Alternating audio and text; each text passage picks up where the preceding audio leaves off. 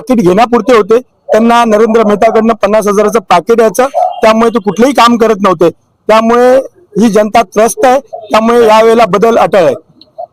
प्रचार करत असताना कोणती अशी समस्या तुम्हाला जाणवते का, जेणेकरून महापालिकेला ते नमूद करण्यात येईल? महापालिकेचे आयुक्त हे निवडणूक अधिकारी आहेत या मीरा भाईंदर महानगरपालिकेचे, आणि निवडणूक आयोगाला पण आमचं एक सांगणं आहे की ज्या वेळेला उमेदवारी अर्ज दाखल करतो, त्यानंतर उमेदवारी अर्ज दाखल झाल्यानंतर जो प्रचारासाठी जो आम्हाला घरोघरी जाण्याचा तो त्रास आहे, कारण की काही इमारतीमध्ये आम्हाला जाण्याचाच प्रवृत्त केलं जातं। उमेदवार आहोत, जो आम्हाला कायद्याने लोकशाहीमध्ये जो हक्क दिलाय तो आम्हाला निभावण्याचा कुठेच मिळत नाहीये, कारण की आम्ही उमेदवार आहोत। जर प्रत्येक घरात गेलो, प्रत्येकानं आमचा चेहरा दाखवला, जर आम्ही प्रचार केला तरच आम्ही निवडून येऊ शकतो।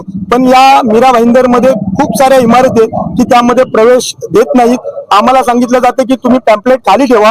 आम्ही वॉचमॅनकडे पॅम्पलेट ठेवल्यावर 2 दिवसानंतर आम्ही तिकडून आजूबाजूला नाश्ता मागवला तर त्या आमच्याच प्रचाराच्या पत्रक मध्ये तो नाश्ता असतो। त्यामुळे मी निवडणूक आयोगाला आणि आयुक्तांना सांगेन की ज्या काही इमारती आहेत त्यांच्यावर ताबडतोब तुम्ही पोलिसांना सांगून त्या इमारतीमध्ये आम्हाला प्रवेश खुला करून द्यावा। तुमच्या समोर जे विरोधी पक्ष उभे आहेत ते बाहेरचे विरोधी पक्ष असल्याचं दिसतंय।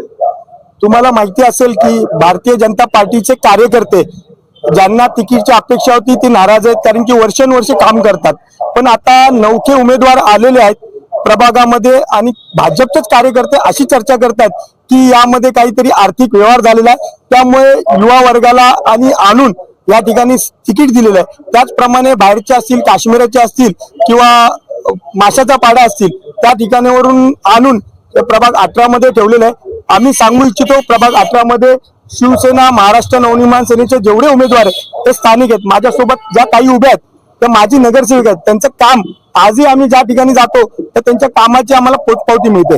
लोक खूप खुश आहेत की ताई तुम्ही पुन्हा उमेदवारी म्हणून उभे आहात तर तुम्हाला आम्हाला निवडून द्यायचं आहे, आणि त्याचबरोबर आमचे पॅनल या ताईंच्या आणि सगळ्या जनतेच्या विश्वासावर निवडून येईल।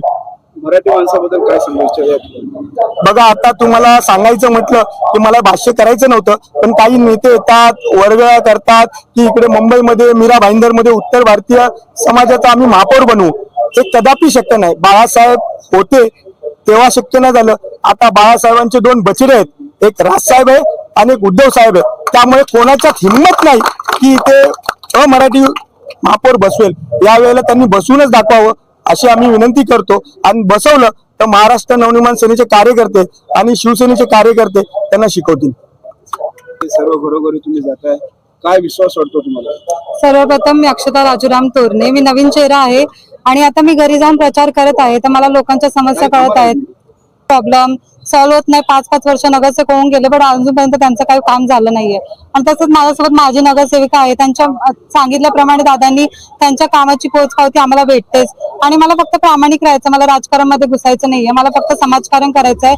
मी एक नवा चेहरा आहे, मी शिव फुले शाहू आंबेडकर विचारांची आहे आणि मला फक्त समाजकारण करायचंय, बस। धन्यवाद। 4 उमेदवार निवडून आणायची तुमची भावना दिसत आहे, काय सांगत? पहिले तर जय भीम, जय सेवालाल, जय शिवराय।